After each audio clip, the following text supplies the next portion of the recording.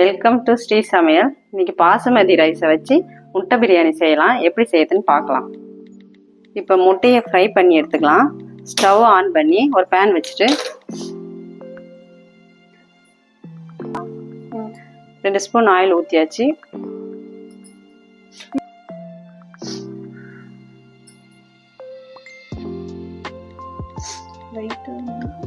Oil எண்ணெய் காஞ்சிட்டு இப்போ கொஞ்சமாக நம்ம மிளகாய் தூள் கொஞ்சம் போட்டுக்கலாம். கொஞ்சமாக சால்ட்டு போட்டுக்கலாம். மிக்ஸ் பண்ணிக்கலாம். இதுக்கு தேவையான முட்டை வந்து 3 தான். அதை 3 போட்டு ஃப்ரை பண்ணிக்கலாம். 3 முட்டையை போட்டு ஃப்ரை பண்ணிக்கலாம்.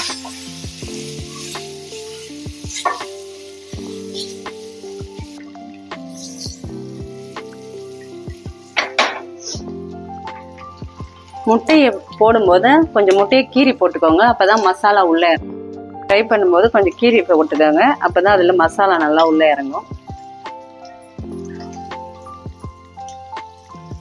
முட்டை ஃப்ரை ஆகிடுச்சு. இப்போ ஸ்டவ் ஆஃப் பண்ணிக்கலாம். ஸ்டவ் ஆன் பண்ணி குக்கர் வச்சுக்கலாம். இருங்க. ஸ்டவ் ஆன் பண்ணி குக்கர் வச்சுக்கலாம். குக்கர் ஹீட் ஆகிடுத்து. இப்போ ஆயில் ஊற்றிக்கலாம். ஒரு 5 ஸ்பூன் ஆயில் ஊற்றிக்கலாம்.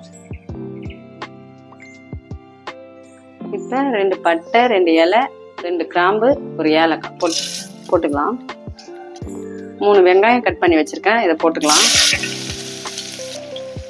3 பச்சை மிளகாய் போட்டுக்கலாம். வெங்காயம் நல்லா வதங்கிட்டு 2 தக்காளி இப்போ ஆட் பண்ணிக்கலாம்.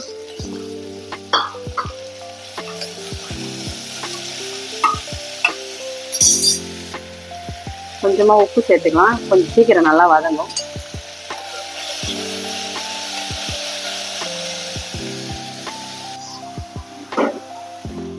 ஒரு 1/4 டீஸ்பூன் மஞ்சள் தூள் சேர்த்துக்கோங்க.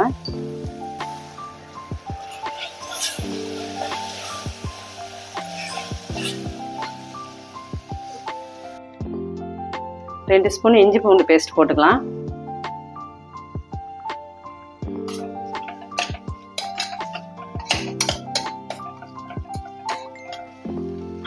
Kashmir chilli 1 spoon,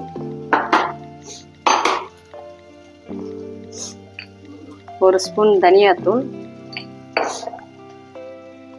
1 spoon garam masala. எல்லாத்தையும் நல்லா மிக்ஸ் பண்ணிக்கலாம்.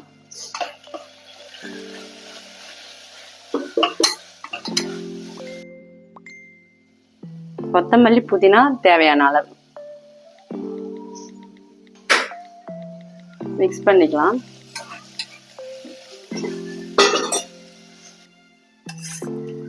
தயிர் 1 ஸ்பூன் போட்டுக்கலாம்.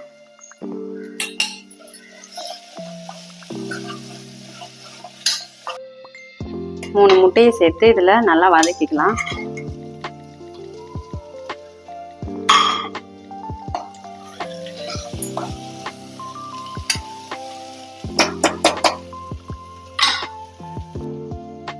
இன்னும் கொஞ்சம் உப்பு சேர்த்துக்கலாம்.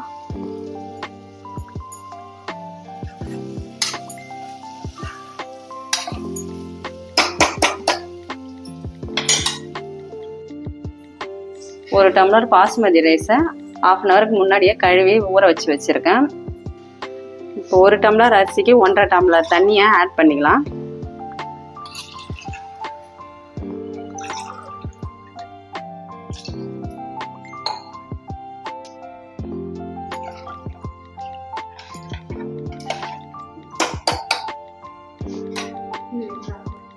தண்ணி கொதிக்கட்டும்.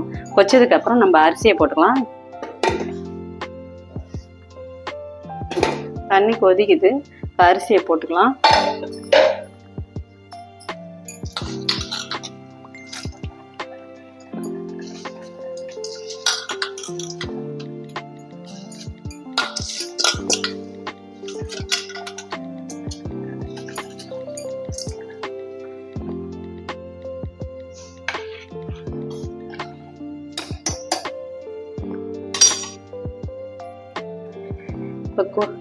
கொதிக்குது. இது இப்ப மூடி ஒரு விசில் வச்சுக்கலாம்.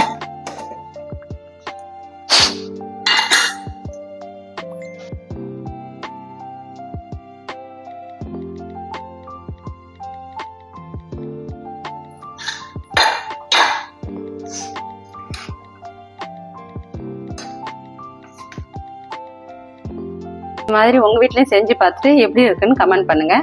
இந்த வீடியோ பிடிச்சிருந்தா லைக் பண்ணுங்கள், ஷேர் பண்ணுங்கள், சப்ஸ்கிரைப் பண்ணுங்கள்.